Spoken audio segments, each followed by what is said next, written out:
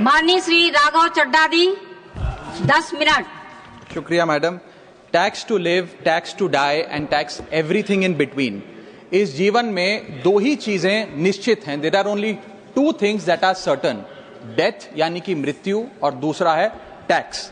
इस जहां से उस जहां तक जहां भी जाओगे, हर मोड़ पर हर जगह मुझे ही पाओगे, यानी कि टैक्स।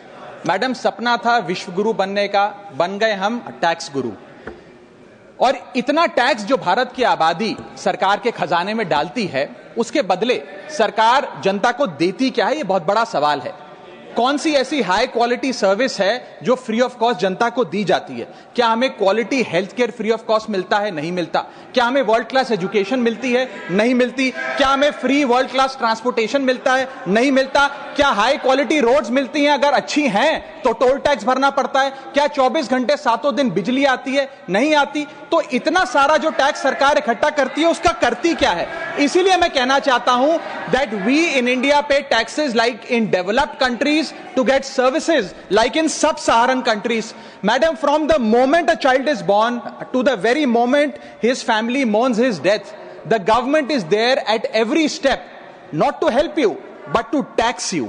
और आइए एक रोमांचक यात्रा पे चलते हैं। माननीय वित्त मंत्री जी हर बार मेरे सवालों का जवाब देते हुए मुझ पर तंज कसती हैं और कहती हैं कि शायद ये चार्टर्ड अकाउंटेंट नहीं है, इनकी डिग्री असली नहीं है, तमाम तरीके की बातें मेरे बारे में कहती हैं, निजी हमले करती हैं। मैं उनका बहुत सम्मान करता हूं, मेरे मन में उनके प्रति बहुत आदर है। ओहदे में, हैसियत में, उम्र में, अनुभव में बहुत बड़ी है मुझसे। लेकिन आज मैं इस सीए की डिग्री को किनारे करके सरल भाषा में आम आदमी की तरह इस देश के आम आदमी का दर्द आपके सामने रखना चाहता हूं कि कैसे हमारे जन्म होने से लेकर हमारे मरने तक टैक्स पे टैक्स सरकार हमसे वसूलती है। मैं आपके सामने जीवन के 8 चरण, 8 स्टेजेस ऑफ लाइफ रखना चाहता हूं। फर्स्ट स्टेज ऑफ लाइफ, जब इंसान पैदा होता है, that is the birth stage.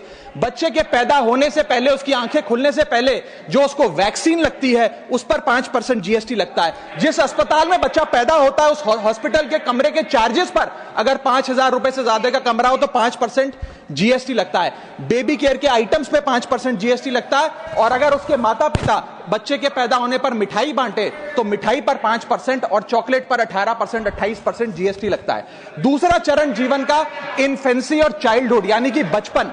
बचपन में बेबी फूड जो खरीदा जाता है उस पर 12 से 18% जीएसटी, डाइपर जो खरीदा जाता है उस पर 12% जीएसटी, बेबी स्ट्रोलर पे 5 से 12% जीएसटी, और जो खिलौने बच्चे को दिए जाते हैं उन खिलौनों पर भी 12% जीएसटी लिया जाता है। जब मुंडन होता है बच्चे का, पहला हेयर कट जिसे कहते हैं, उस हेयर कट की सर्विसेज पर भी 18% जीएसटी, और पहली बर्थडे पार्टी पर जो फोटोग्राफी होती है, फोटो खिंचवाई जाती है, उस फोटोग्राफी सर्विसेज पर भी 18% जीएसटी। यहां तक कि नामकरण की बर्थडे पार्टी जो की जाती है उस पर भी, केटरिंग सर्विसेज से लेकर खान पर 18% जीएसटी सरकार वसूलती है। अब बच्चा स्कूल जाना शुरू करता है तो स्कूल जाने पर यूनिफॉर्म से लेकर जूतों, स्कूल बैग, लंच बॉक्स, सब पर जीएसटी लगता है। 12% जीएसटी नोटबुक पर लगता है, 18% जीएसटी स्टेशनरी आइटम पर लगता है। और उसके बाद अगर कोई एक्स्ट्रा करिकुलर एक्टिविटी बच्चे को करनी हो, कोई म्यूजिक क्लास करनी हो या फिर कोई स्पोर्ट्स कोचिंग की क्लास वो ले ले, उस पर भी 18% जीएसटी देना पड़ता है। प्राइवेट ट्यूशन ले तो उस पर भी जीएसटी,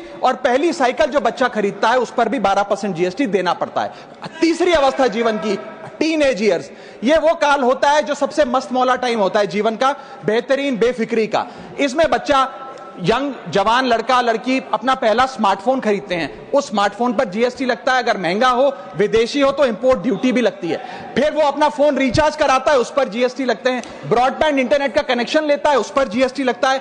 नेटफ्लिक्स, स्पॉटिफाई या वीडियो गेम की सब्सक्रिप्शन लेता है, उस पर भी जीएसटी देना पड़ता है। और अगर अपने दोस्तों के साथ पिक्चर देखने बाहर जाए तो पिक्चर की टिकट पर जीएसटी, एंटरटेनमेंट टैक्स और पॉपकॉर्न पर भी जीएसटी अब लगने लग गया है। तो तमाम तरीके के सॉल्टेड कैरेमल पॉपकॉर्न पर भी सरकार आपसे जीएसटी वसूलती है। इस बीच जब आप 18 साल के होते हैं और पहली बाइक या पहला स्कूटर खरीदते हैं, उस बाइक और स्कूटर पर आपसे जीएसटी लिया जाता है, व्हीकल इंश्योरेंस पर जीएसटी लिया जाता है, और उसके बाद रजिस्ट्रेशन टैक्स और रोड टैक्स के नाम पर भी पैसा लिया जाता है। जीवन की चौथी अवस्था, fourth stage of life, higher education की। इस हायर एजुकेशन की अवस्था में आप यदि प्राइवेट कॉलेज में पढ़ रहे हैं तो प्राइवेट कॉलेज की ट्यूशन फी पर जीएसटी लगता है, हॉस्टल में रह रहे हैं या पीजी का रेंट भर रहे हैं तो उस पर जीएसटी लगता है, स्टूडेंट लोन की प्रोसेसिंग फी पर जीएसटी लगता है, किताबों से लेकर लैपटॉप तक जीएसटी लगता है, और अगर माता पिता संपन्न हैं और बच्चे को विदेश भेजते हैं पढ़ने के लिए तो फॉरेन रेमिटेंस पर टैक्स कलेक्टेड एट सोर्स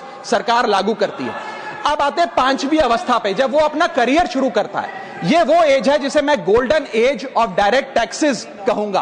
अब ये डायरेक्ट टैक्स के जंजाल में आदमी फंस जाता है इस उम्र में, जब उसकी पहली नौकरी लगती है तो नौकरी में आमदनी अनुसार उसके स्लैब रेट के हिसाब से उस पर टीडीएस पहले काटा जाता है, मानो जेब काटी जा रही हो, और फिर इनकम टैक्स वसूला जाता है। जब पहली बार उसको पगार मिलती है, वेतन मिलता है, वो माता पिता या दोस्तों को बाहर खाने पे ले जाता है, पिक्चर दिखाने ले जाता है, उस खाने के बिल पर भी सरकार जीएसटी वसूलती है, और जैसे जैसे उसकी सैलरी बढ़ती है वैसे वैसे स्लैब अनुसार उससे इनकम टैक्स वसूला जाता है। इसके बाद आज वर्क फ्रॉम होम का कल्चर चल रहा है, तो वर्क फ्रॉम होम में इंटरनेट बिल्स हो, ब्रीफकेस हो, लैपटॉप हो, इन सारी चीजों की खरीद पर सरकार जीएसटी लेती है।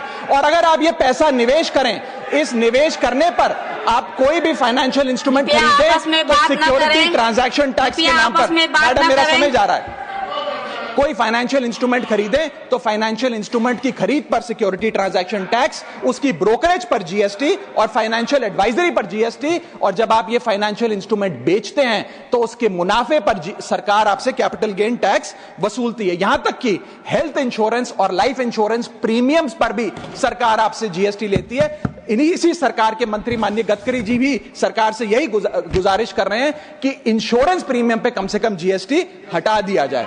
इसके बाद इंसान अपने जीवन की छठी अवस्था में आता है, यानी कि मिडिल एज। इसमें उसकी आमदनी भी पीक पर होती है और उसका टैक्सेशन भी पीक पर होता है, अप्रेजल होता है, प्रमोशन होता है, बोनस मिलता है, और हाई टैक्स स्लैब के चलते वो अपनी कमाई का एक अधिकांश हिस्सा इनकम टैक्स में सरकार को जमा कराता है। इस दौर में इंसान गाड़ी खरीदता है, घर बनाता है, जब गाड़ी खरीदता है तो जीएसटी देता है, रोड टैक्स भरता है, व्हीकल इंश्योरेंस पर जीएसटी भरता है, और जब गाड़ी लेकर शोरूम से निकलता है तो पेट्रोल डीजल पर वैट, सेस और एक्साइज ड्यूटी के नाम पर पैसा भरता है। जब सड़क पर गाड़ी चलाता है तो टोल टैक्स भरता है। फिर वो अपना घर भी खरीदता है, जमीन खरीदता है, जब जमीन खरीदता है तो स्टैंप ड्यूटी फीस सरकार को देता है।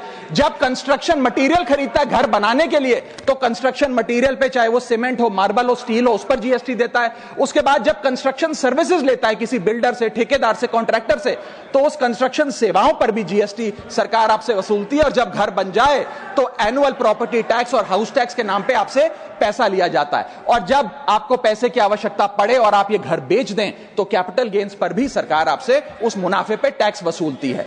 और इस बीच शादी तो रह ही गई, फिर इंसान शादी करता है, इस बीच तो बैंक्वेट हॉल बुक करता है, उस बैंक्वेट हॉल की बुकिंग पे टैक्स भरता है, शामियाना, खाना, केटरिंग सर्विसेज लेता है, उस पर जीएसटी भरता है, ज्वेलरी खरीदता है, उस पर जीएसटी भरता है, कपड़ा शेरवानी सिलवाता है, कुर्ता पजामा, सूट पैंट, उस पर जीएसटी भरता है। यहां तक कि वेडिंग इन्विटेशन से लेकर ब्राइडल मेकअप से लेकर हनीमून के ट्रैवल तक हर चीज पर सरकार आपसे जीएसटी वसूलती है। सातवीं अवस्था सरकार जीवन की वो है रिटायरमेंट। इस फेज में इंसान चाहता है आरामदायक जीवन जिया जाए, जो जीवन में कमाया उस कमाई के सहारे उसकी इंटरेस्ट पर, पेंशन पर जिया जाए। लेकिन इस अवस्था में भी सरकार पेंशन और इंटरेस्ट इनकम पे आपसे टैक्स लेती है।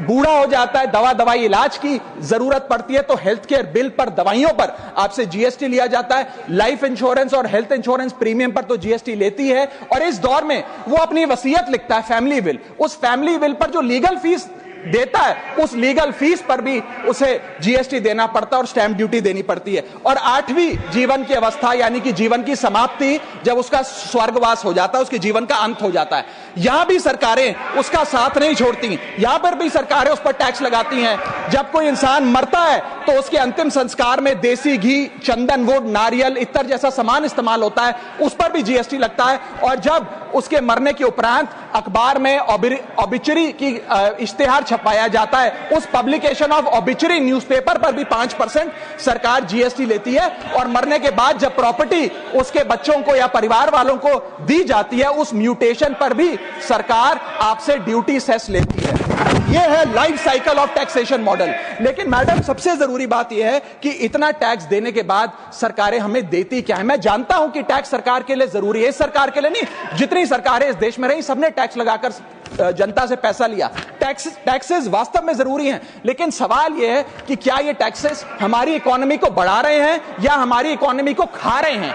क्या इससे हमारी जिंदगी बेहतर हो रही है या हमारी जिंदगी बदतर हो रही है? इतने टैक्स लगाने की वजह से आज हमारी आमदनी घट रही है, इस वजह से खपत गिर रही है, कंजम्पशन गिर रही है, डिमांड नहीं बढ़ रही है और प्रोडक्शन गिर रही है। इस वजह से पूरा इकोनॉमिक साइकिल जो हमारा इकोनॉमी का चक्का है वो धीमा हो गया है। मैडम इस देश में, बस समाप्त कर रहा हूं, इस देश में मैं मेरी पार्टी के टाइम से आप ले लीजिएगा, मेरी पार्टी के टाइम से ले लीजिएगा। मैडम इस देश में 80 करोड़ जनता 5 किलो फ्री राशन के सहारे जी रही है। आपको जान के अचंभा होगा, इस 80 करोड़ जनता से भी ये सारा जीएसटी लिया जाता है, दिन प्रतिदिन लिया जाता है, जो आज मैंने पढ़ के सुनाया। सिर्फ अमीर नहीं, गरीब से गरीब आदमी भी जीएसटी देता है। और अंत में मैं बस इतना ही कहना चाहूंगा कि क्योंकि इतना टैक्स लगा लगाकर सरकारें जनता का खून चूसती हैं, उस वजह से आज एफएमसीजी की सेल्स घट रही हैं, एफएमसीजी के स्टॉक गिर रहे हैं, कंजम्पशन डाउन हो रही है, नई गाड़ियों की सेल श्रिंक कर रही है, तमाम तरीके की जितनी भी न्यू परचेजेस होती हैं उसमें मंदी देखी जा रही है। सरकार को जीएसटी कम करना चाहिए, कम करेंगे तो जनता की जेब में पैसा आएगा, पैसा आएगा तो मांग बढ़ेगी, खपत बढ़ेगी और इकोनॉमी का चक्का चलेगा। आपका समय समाप्त। बहुत बहुत शुक्रिया। माननीय श्री एम वेंकट सुब्बा रेड्डी जी।